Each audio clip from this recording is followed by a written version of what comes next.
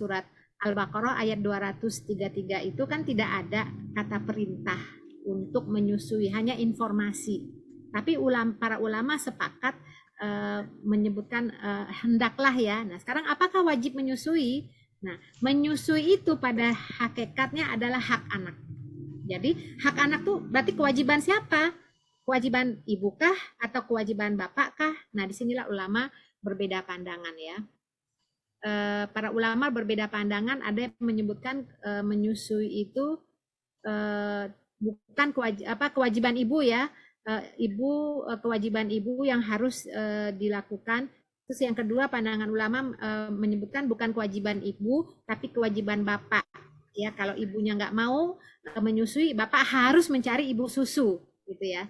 Jadi memang ulama berbeda pandangan apakah menyusui itu wajib atau tidaknya bagi ibu. Nah, di sini saya ringkasnya ya. Jadi memang ini masalah khilafiyah ya Bu-Ibu ya. Apakah ibu wajib menyusui atau tidak? Nah, kalau ulama mazhab Al-Hanafi atau Al-Maliki itu mengatakan ibu wajib menyusui. Itu kalangan Hanafi dan Maliki ya.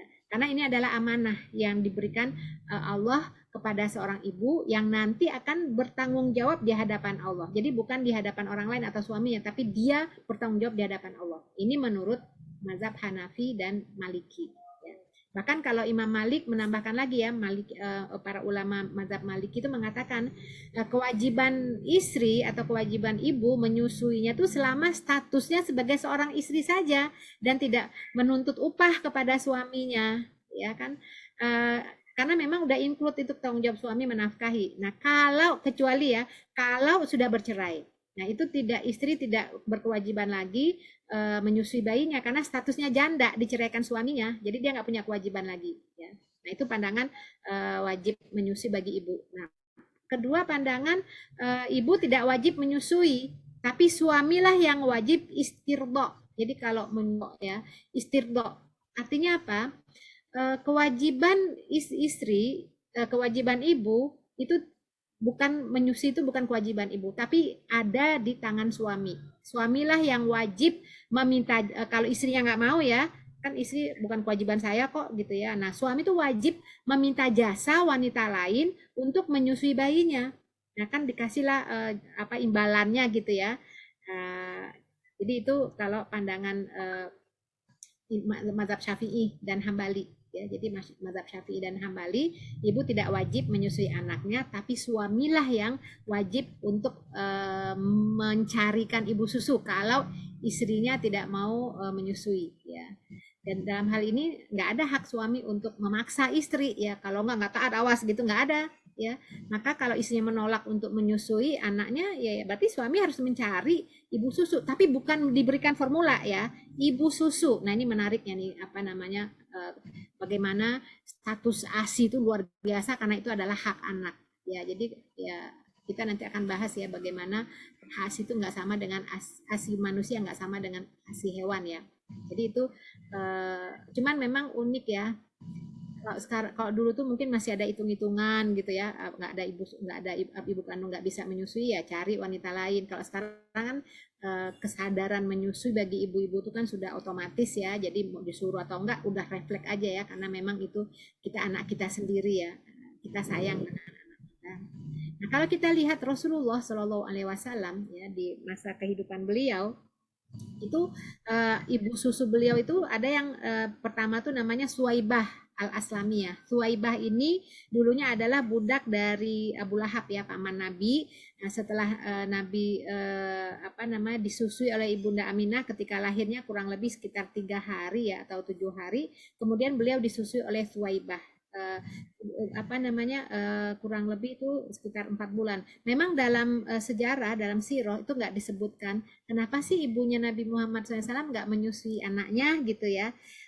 Kita tidak mendapatkan kenapa-kenapanya, karena memang di masa-masa saat itu udah kalau ibunya nggak bisa menyusui atau mungkin nggak ini, diserahkan kepada ibu-ibu yang lain ya, ibu susu yang nanti diberikan upah.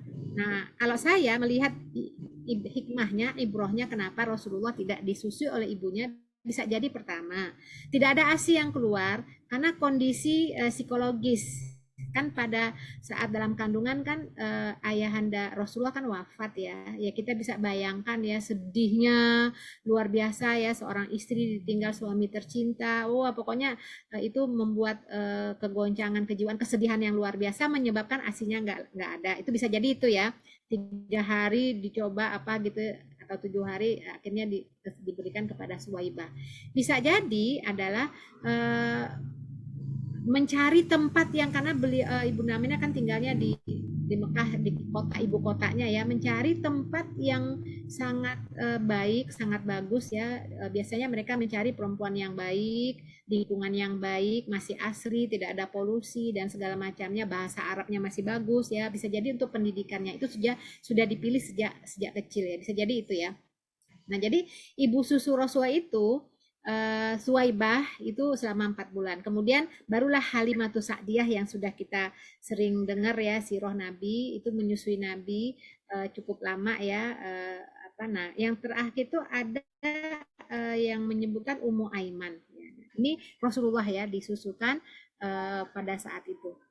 Sekarang saya ingin bahas kewajiban ibu menyusui itu tetap ada ya apabila, nah ini nih semua ulama sepakat nih ya, ibu tuh wajib menyusui. Hanya ibu kandung yang bisa, yang lain nggak bisa. Ya kayak Nabi Musa tuh hanya ibu kandung. Coba misalnya dikasih ke ibu susu yang lain nggak mencukupi, nggak memadai seperti ibunya menyusui, berarti ibunya wajib ya. Jadi di sini nggak ada tuh yang susu hewan ya, harus ASI manusia. Kemudian tidak ada ibu lain yang bisa menyusui, ya nggak ada lagi orang siapa ya yang nggak ada ya, itu ibu wajib menyusui. Ya, walaupun dalam kondisi sudah berpisah dengan suaminya.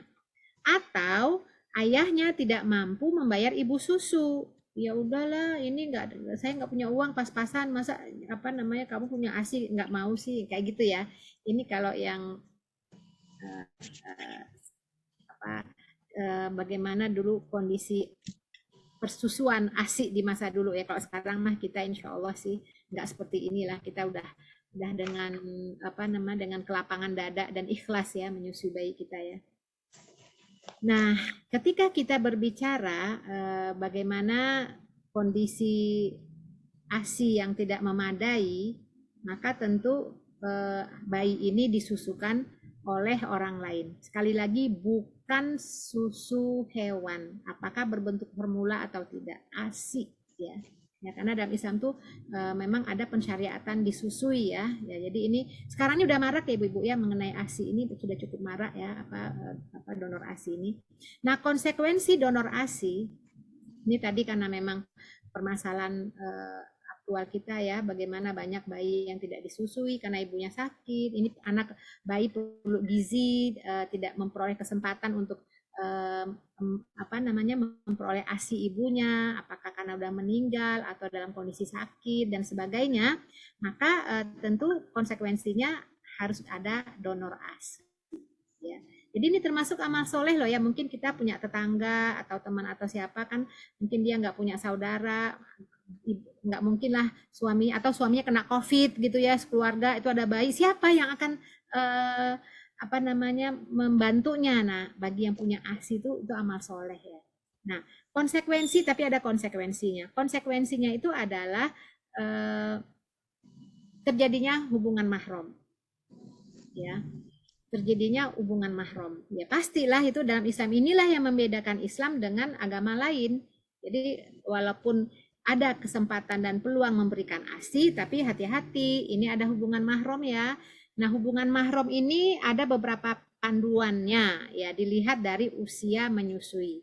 Jadi jumhur ulama itu sepakat ya bahwa yang bisa menjadi terjadinya hubungan mahram itu kalau bayi itu berusia di bawah 2 tahun. 2 tahun ke bawah tuh ya. Karena masa usia ini itu ASI sangat mempengaruhi pertumbuhan bayi ya. Jadi luar biasa ya, Al-Qur'an itu ya sudah disebutkan ya. Bagaimana menyusui itu selama 2 tahun. Bahkan Rasulullah juga bersabda ya, la rodho illa fil haulain. Tidak ada penyusuan itu kecuali batas umur 2 tahun. Jadi kalau kita sudah paham ini, batasan usia menyusui ini, maka nggak akan ada lagi pertanyaan. Misalnya kan banyak kita temukan pertanyaan-pertanyaan ya, seorang istri nanya gitu ya, boleh apa hukumnya suami menyusui meminum ASI istrinya? Nggak akan ada lagi pertanyaan itu. Karena ketika memahami ayat ini tentang rodoa atau tadi hadis tadi ya, lorodo ila fil haulain itu ya, ya udah berarti di atas 2 tahun nggak ada konsekuensi hukum. Suaminya mau minum ASI ibunya melewat perantara atau langsung kayak bayi gitu ya, nggak ada dampak hukum, nggak, bukan menjadi anak susu lagi, karena itu udah enggak lagi.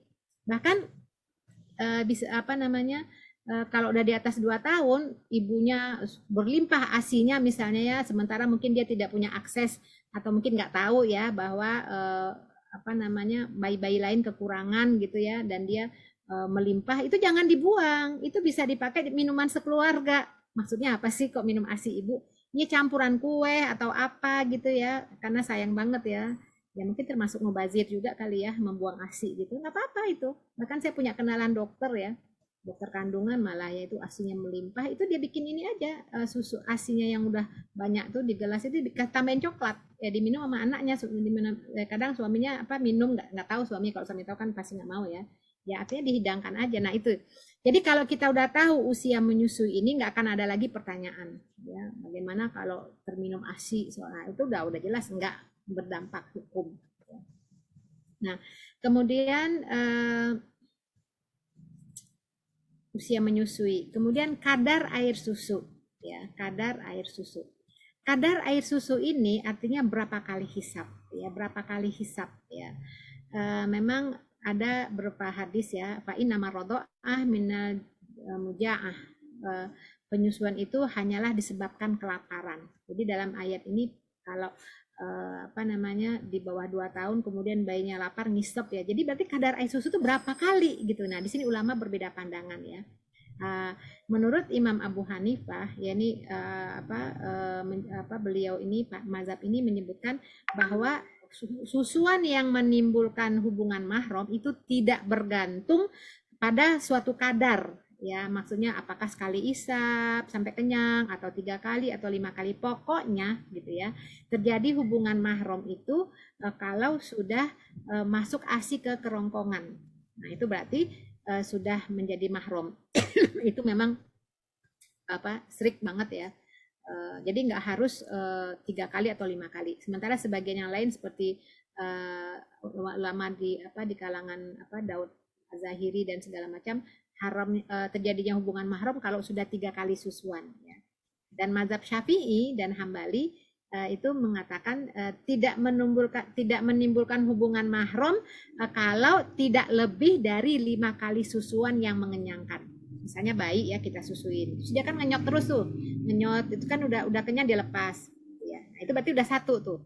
Nah, nanti setelah itu dia dia menyusu lagi ya, dihitungnya sampai 5 ya, sampai dia nyusu sampai lepas puting dari mulutnya dari puting, itu dihitung 1 ya, berarti kan dia haus ya, kenyang. Nah itu dihitung sampai 5, itu berarti sudah menjadi hubungan mahram. Jadi keharaman itu kok 5 kali. Jadi ini kadar air susu. Jadi ulama berbeda pandangan, nanti saya berikan bagannya ya, pandangan para ulama.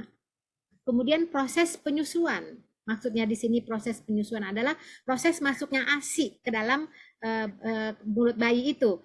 Apakah bayi itu menyusui langsung ke puting ya, dikenyot gitu ya, atau bayi itu pakai alat-alat tertentu, pakai media tertentu, misalnya disendokin atau pakai dot gitu ya. Nah ini ulama berbeda pandangan ya. Jadi ini cukup perbedaan pandangan ini cukup mempengaruhi ya, apakah nanti Bank ASI itu nanti boleh ya, kalau yang menganut pandangan ya Imam Madzhab Hanafi itu artinya harus diputing, kalau enggak menyebabkan kemahroman gitu ya. Nah itu nanti dampaknya Bank ASI boleh ya kan, enggak dikenyot kan, ini kan disusuin botol apa ya, itu repotnya di situ ya. Tapi nanti kita ambil pandangan jumhur ya.